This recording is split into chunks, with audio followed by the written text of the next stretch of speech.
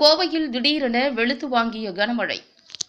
தமிழகத்தில் பல்வேறு விதமான புயல் சின்னங்கள் உருவாக்கியதன் காரணமாக கோவையில் பலத்த மழை பெய்து வந்தது.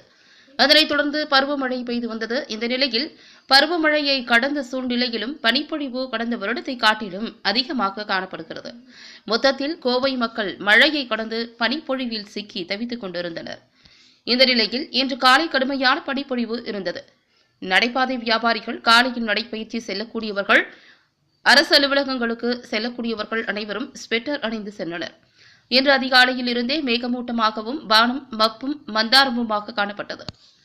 மக்கள் அனைவரும் இது பனிப்பொழிவின் தாக்கம் என நினைத்தனர். திடீரென காலை 8 மணிக்கு சாரல் மழை பெய்ய தொடங்கியது. அதனைத் தொடர்ந்து கனமழையாக மாறியது. வியாபாரிகள், தனியார் நிறுவன ஊழியர்கள் அனைவரும் ஆகாங்கே தட்டு தடுமாறி மழையில் சிக்கி நனைந்தபடி சென்றனர். தொடர்ந்து மழை பெய்து வருகிறது. கோவை காந்திபுரம், டெஸ்டூல் பாலம், நூறடி சாலை, ஒப்பனக்கார வீதி, சாய்பாபா காலனி, வேளாண்டிபாளையம், சீதாபுதூர், பீளமேடு, கலெக்டர் அலுவலகம், ரயில் நிலையம், அவினாசி ரோடு, நஞ்சப்பா ரோடு, சிங்காநல்லூர் பேருந்து நிலையம் என கோவை மாநகர் முழுவதும் கனமழை பெய்து வருகிறது. திடீர் கனமழையால் பொதுமக்களும் வியாபாரிகளும் கடும் அவதிக்குள்ளாகியுள்ளனர்.